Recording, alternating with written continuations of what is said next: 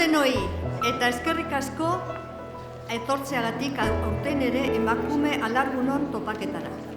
Aurten antolatzen dugun 10. topaketa da eta Ibarren egiten dugun lehenengoa.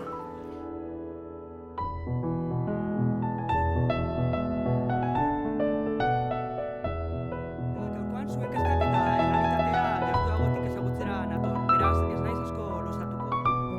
Muchas gracias, Serrati. Ella, es que lo de Maite ha sido...